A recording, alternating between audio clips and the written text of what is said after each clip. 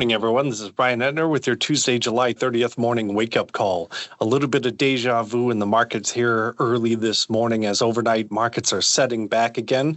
Let's go over the good to excellent ratings from yesterday. Corn good to excellent rating was up 1% at 68%. The beans were down 1% at 67%. Looking strictly at good to excellent ratings, which we don't typically want to use those as a solid concrete guide for yield, but if we are looking at good to excellent ratings, there is reason for corn at 68% for some traders to assume that we may see a small yield increase on the August crop report. For beans over there, it's 67%, and still being early in the year, that's a little bit more doubtful.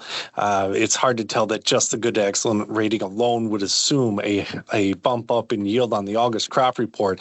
But again, it should be mentioned that for corn, it is possible. We did see another slight improvement to weather maps here this morning. That is the main reason for beans being lower and pulling the corn with it.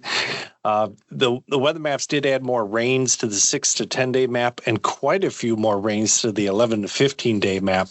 Along with that, the temperatures were reduced again. So basically what we've seen as far as weather is that the most threatening map we saw was 8 days ago on last Monday, where those maps did have some serious heat and dryness on them. And each day following that, we've seen a gradual easing back from that severe of hot and dry weather. So the forecast keeps easing back. In fact, this morning's forecast, some traders may see it as not threatening at all anymore. So that's your number one reason why the corn and beans would be lower. Over in wheat, Sov Econ raised their production estimate another 500,000 metric tons. So they're at 84.7 million metric tons, another small increase. Again, showing all the concern we had about frost in Russia from a few months ago. Looks like it's not turning into that large of an issue, with their local analysts raising yield estimates just about every week here. There is some talk that some of the Russian wheat may have low test weight, but again, that's not typically a traded issue until we talk about Russia exporting it.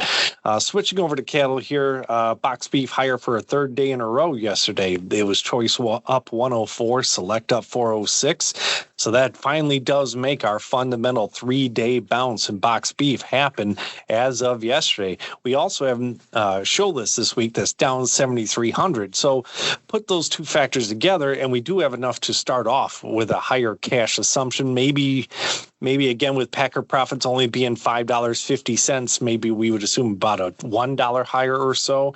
But we also should mention that we may have seen signs of fund selling in cattle yesterday. That's a little surprising because for the most part, we haven't mentioned funds in cattle in a year and a half, but it does seem as though funds are liquidating commodities as a whole. There's a long list of commodities that they were sellers or liquidators of last week, and maybe cattle's getting caught into that mix. So you may see a little bit more fund selling in cattle that's not really tied to anything fundamental in the cattle market. Now, funds don't hold a significant long position in cattle, so we would think to liquidate their position there, take 2 weeks, maybe 3. And then if box beef is going higher, you would just resume higher. But it is a factor that we haven't mentioned in a year and a half that we should be discussing right now.